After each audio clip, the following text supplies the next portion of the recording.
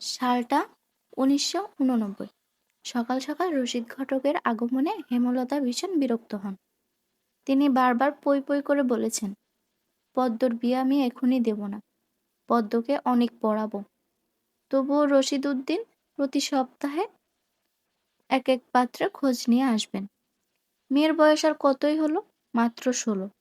শামসুল আলমের মেয়ের বিয়ে হয়েছে ২৪ বছর বয়সে, পদ্মর বিয়েও তখনই হবে, পদ্মর পছন্দ মতো।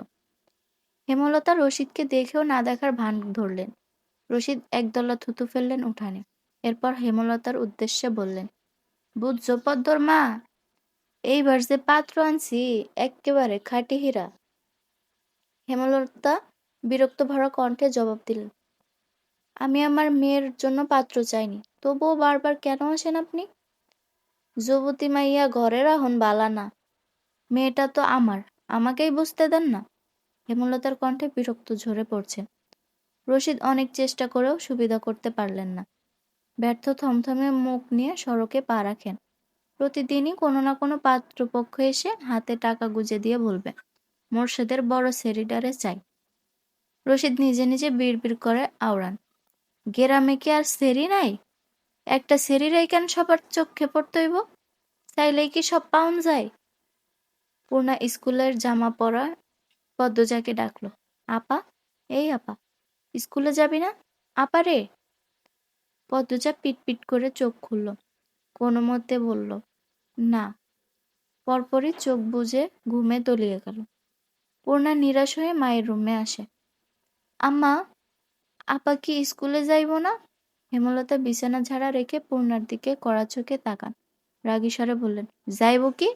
যাবে বলবি। পূর্ণা মাথা নত করে ফেলল। হেমলতার কড়া আদেশ, মেয়েদের পড়াশোনা করাচ্ছি অশুদ্ধ ভাষায় কথা বলার জন্য নয়, শুদ্ধ ভাষায় কথা বলতে হবে। পূর্ণাকে মাথা নত করতে দেখে হেমলতা তৃপ্তি পান। তার মেয়েগুলো মান্যতা চিনে খুবই অনুগত।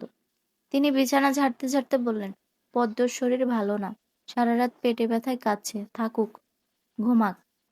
পূর্ণার কিশোরী মন বুঝে যায় পদ্মজা কিসের ব্যথায় কাঁদছিল। সে রাতে নানাবাড়ি ছিল বলে জানতো না, ভোরেই চলে এসেছে। নানাবাড়ি হেঁটে যেতে ৫ মিনিট সময় লাগে। পূর্ণাকে চুপচাপ দাঁড়িয়ে থাকতে দেখে হেমলতা বললেন, তুই যা, মাথা নিচু করে যাবি, মাথা নিচু করে আসবি। আচ্ছা আম্মা। পূর্ণা রুমে এসে আয়নার সামনে দাঁড়ালো, নিজেকে খুঁটিয়ে খুঁটিয়ে দেখলো। হে এভরিওয়ান, আসসালামু আলাইকুম।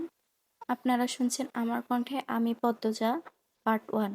দ্বিতীয় পার্ট চাইলে অবশ্যই কমেন্ট করবেন, বলবেন পার্ট 2।